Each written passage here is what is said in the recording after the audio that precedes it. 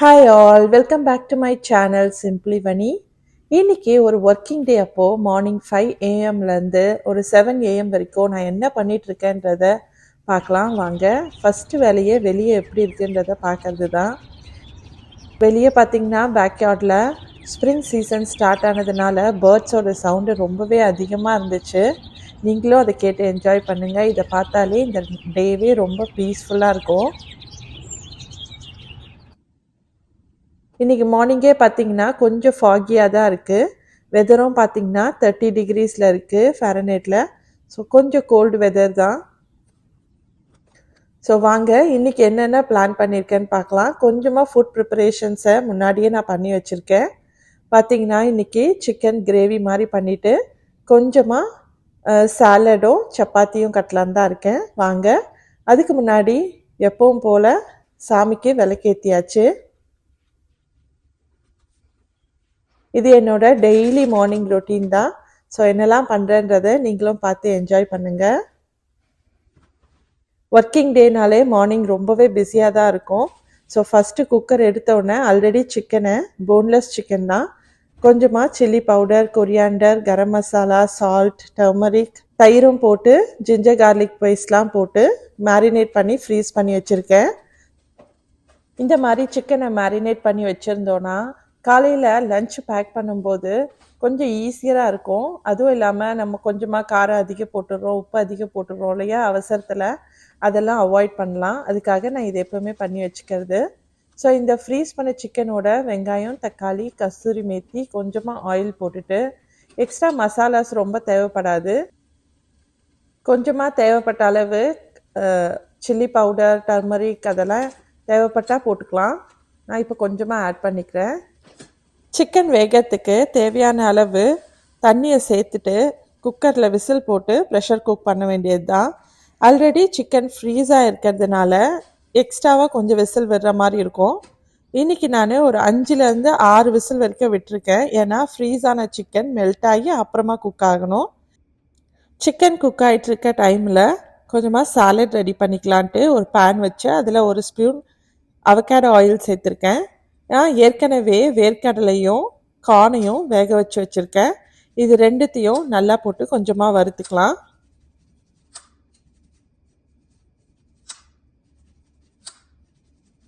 பார்த்தீங்கன்னா எப்போ சாலட் செஞ்சாலும் இந்த மாதிரி கொஞ்சமாக வறுத்துட்டு செய்யும்போது அதோட டேஸ்ட் ரொம்ப நல்லாயிருக்கும். கொஞ்சமாக குக்கான மாதிரி இருக்கிறதுனால ரொம்ப ரா ஸ்மெல் இருக்காது. அதுக்காக நான் எப்போவுமே இப்படி தான் செய்கிறது. அது சாலட் செய்யும்போது கூடவே கொஞ்சம் ஏதாச்சும் ஒரு ஃப்ரூட்டையும் சேர்த்துக்கோங்க இதோடவே. ஸோ சாலட்டில் ஸ்வீட்டும் சேர்ந்து இருக்கும்போது ரொம்பவே நல்லாயிருக்கும். இந்த மாதிரி ஏதாவது கடலையும் அது கூடவே கொஞ்சமாக கார்னையும் ஆயிலில் லைட்டாக வதக்கும் போது அதோட ரா ஸ்மெல் போயிட்டுருக்கும். ஸோ ரொம்பவே டேஸ்ட்டாக இருக்கும். இந்த மாதிரி நீங்கள் ட்ரை பண்ணி பாருங்கள். இப்போ கொஞ்சமாக ஆயிலில் வதங்கினதும் இந்த வேர்க்கடலைக்கு தேவையான அளவு உப்பு, சில்லி பவுடர், அது கூடவே கொஞ்சமாக சாட் மசாலாவும் சேர்த்து நல்லா வதக்கி விடுங்க. இந்த மாதிரி பண்ணும்போது நல்லா காரப்பொடியெல்லாம் வேர்க்கடலையில் ஒட்டி இருக்கும். ஒரு இந்தியன் ஸ்டைல் சாலடுன்னு வச்சுக்கோங்களேன், அந்த மாதிரி இருக்கும். ரொம்ப நல்லாயிருக்கும். இந்த மாதிரி ட்ரை பண்ணி பாருங்கள். சில்லி பவுடர்லாம் சேர்த்து கொஞ்சமாக கிறிஸ்பி ஆகிற வரைக்கும் வறுக்கலாம். ஒரு 2 to 3 minutes சாட்டே பண்ணாலே போதும். இப்போ இதை மிக்சிங் பவுலில் மாற்றிக்கலாம். சில்லி பவுடர்லாம் போட்டோன்னே கிறிஸ்பி அண்ட் டேஸ்டியாக இருக்குது. இப்படியே சாப்பிட்டுடலாம். பட் இது சாலடுன்றதுனால கொஞ்சமாக வெங்காயம், தக்காளி, கூடவே கொஞ்சமாக பைனாப்பிளும் சேர்த்துருக்கேன். சாலடுக்கு தேவையான சாலட் ட்ரெஸ்ஸிங்கை நான் ஆல்ரெடி பண்ணி வச்சுருக்கேன். இதோட ரெசிபி வேணும்னா கமெண்ட் பாக்ஸில் கமெண்ட் பண்ணுங்கள். இதில் பார்த்தீங்கன்னா கொஞ்சமாக avocado oil, lemon juice and chilli flakes, salt, chaat masala and கொஞ்சமாக கார்லிக் பவுடரும் சேர்த்துருக்கேன்.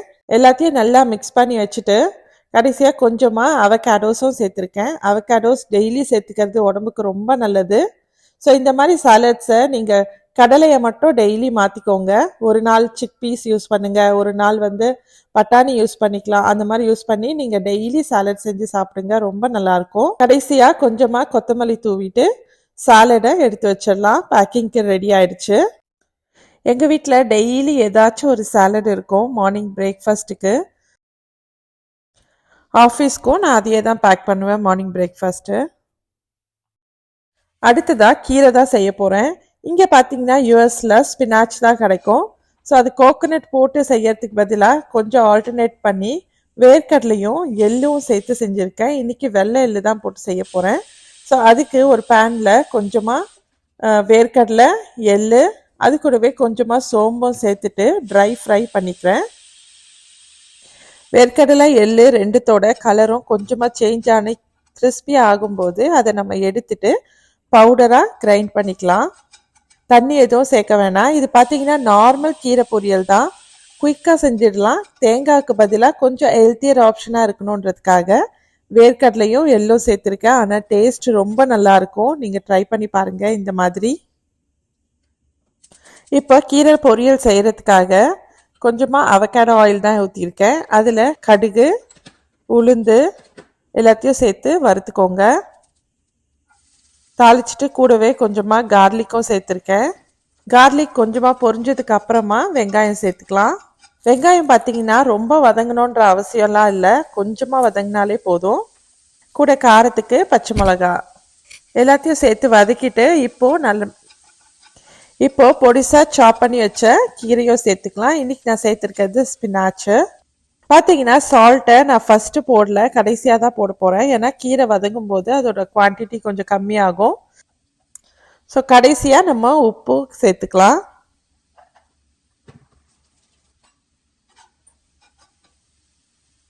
ஒரு 1 or 2 minutesல கீரை சீக்கிரம் வெந்துடும். மார்னிங் லஞ்ச் பேக் பண்ணுறதுக்கு இது ஒரு குயிக் ரெசிபின்னே சொல்லலாம். கீரையோ சாலடோ செய்கிற டைமில் சிக்கனும் நல்லா ரெடி ஆகிட்டு இருக்கு. ப்ரெஷர் குக்கர் வந்துருச்சு. ப்ரெஷர் குக்கரை ஆஃப் பண்ணிட்டேன். இப்போ அதோட ப்ரெஷர் அடங்கிறதுக்குள்ளே நம்ம இது எல்லாத்தையும் செஞ்சு முடிச்சிடலாம். கடைசியாக ப்ரெஷரை ஓப்பன் பண்ணிவிட்டு நம்ம கொஞ்சம் கொதிக்க வச்சனாலே சிக்கன் ரெடி ஆகிடும். பார்த்தீங்கன்னா இப்போ கீரையில் நம்ம பொடி பண்ணி வச்ச வேர்க்கடலை எள்ளு சோம்பு பொடியை சேர்த்தாச்சு. ஒரு 1 minute நீங்கள் வதக்குனீங்கனாலே போதும். நல்லா கிறிஸ்பியாக ரொம்ப நல்லாயிருக்கும். இதை சும்மாவே அப்படியே சாப்பிட்டுடலாம். இதுக்கு எந்த மெயின் டிஷ்ஷும் வேண்டாம். ஒரு கப்பில் போட்டு கூட பசங்க கிட்ட கொடுத்தீங்கன்னா ஈஸியாக சாப்பிட்ருவாங்க. இதையும் பேக் பண்ணிடலாம். மார்னிங் டைமில் ஹரிபரியாக இருக்கும்போது இந்த மாதிரி குயிக் ரெசிபீஸ் எல்லாம் செஞ்சு வச்சிங்கன்னா ஈஸியாக பண்ணிடலாம். நமக்கு ரொம்ப டைமும் எடுக்காது. ஸோ கீரையும் இப்போ பேக் பண்ணியாச்சு. அடுத்ததாக சிக்கனை ப்ரெஷர் ரிலீஸ் பண்ணி பார்ப்போம். பார்த்தீங்கன்னா கொஞ்சமாக தண்ணியாக இருக்கிற மாதிரி இருக்கும். இப்போ நம்ம இதை நல்லா கொதிக்க விடலாம். இது கொதிக்கிற அந்த டைமில் நம்ம மிச்சது எல்லாத்தையும் பேக்கிங்காக முடிச்சிடுவோம். ஸோ சிக்கன் ரொம்ப ரொம்ப பெருசு பீசஸாக இருக்கிறதுனால அது கொஞ்சம் கொஞ்சமாக சின்னதாக கட் பண்ணிக்கிறேன்.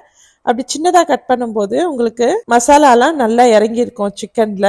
இந்த டைமில் சால்ட் பெப்பர் எதுனா வேணும்னா நீங்கள் இந்த டைமில் ஆட் பண்ணிக்கலாம். அடுத்ததாக ஈவினிங் ஸ்நாக் பேக் பண்ணுறதுக்கு இன்றைக்கி எடுத்திருக்க ஃப்ரூட் பார்த்தீங்கன்னா ஸ்ட்ராபெரி. இங்கே நிறைய ஸ்ட்ராபெரிஸ் கிடைக்கும். ஸோ ஃப்ரெஷ்ஷாகவும் இருக்கிறதுனால அடிக்கடிக்கு வாங்கி பேக் பண்ணுறது தான். கூடவே ட்ரை ஃப்ரூட்ஸு 2 டேட்ஸ், அப்புறம் ட்ரை பண்ண ஃபிக்ஸு, கூடவே ஆப்ரிகாட்டும் பேக் பண்ணேன் இன்னைக்கு.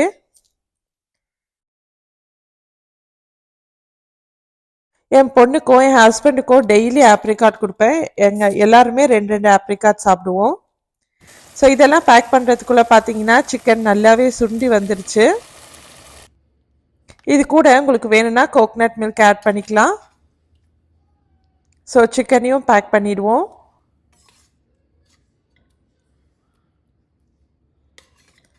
இதுக்கு இன்றைக்கி மெயின் டிஷ்ஷாக பார்த்தீங்கன்னா சப்பாத்தி தான். இங்கே நல்ல குளிர்காலன்றதுனால எது செஞ்சு வச்சாலும் கெடாது. ஸோ சப்பாத்தியை முன்னாடி நாளே செஞ்சு ஃப்ரிட்ஜில் ஜிப்லாக்கில் பேக் பண்ணி வச்சுருந்தேன். ஸோ அதையும் நல்லா வார்ம் அப் பண்ணி கட்டியாச்சு. ஸோ இன்னையோட லஞ்ச் பாக்ஸ் பார்த்தீங்கன்னா salad, peanut salad, chapati, coconut milk chicken கறி, கூடவே கீரை பொரியல், ட்ரை ஃப்ரூட்ஸு அண்டு ஸ்ட்ராபெரி இதுதான் பேக் பண்ணேன். இது எல்லாத்தையும் எடுத்துகிட்டு ஹஸ்பண்ட் ஆஃபீஸ்க்கு கிளம்பியாச்சு. டைம் பார்த்தீங்கன்னா 6:40 ஆகுது. அடுத்ததாக நெக்ஸ்ட் வேலை தான் பசங்க கிளப்பிட்டு பசங்களுக்கு லஞ்ச் கட்டணும். ஸோ ஸ்கூல் லஞ்சுக்கு நான் என்ன பேக் பண்ணேன்றத ஷார்ட்ஸில் அப்லோட் பண்ணுறேன், மறக்காமல் பாருங்கள். ஸ்கூல் லஞ்ச் பாக்ஸ் ரெசிபி நான் டெய்லி ஷார்ட்ஸில் லோட் பண்ணுறேன். டெய்லி நீங்கள் அதை செக் பண்ணி நீங்களும் அதை ஒரு ரெஃபரன்ஸாக எடுத்து நீங்களும் உங்கள் பசங்களுக்கு கட்டி கொடுக்கலாம். ஸோ இன்னமும் ஃபாகியாக தான் இருக்குது, கொஞ்சம் வெளிச்சமாக இருக்குது. ஸோ இந்த மாதிரி டெய்லி மார்னிங் ரொட்டீன்ஸ் உங்களுக்கு வேணும்னா சிம்ப்ளி வனி சேனலை லைக், ஷேர், சப்ஸ்கிரைப் பண்ணுங்கள். தேங்க்ஸ் ஃபார் வாட்சிங்.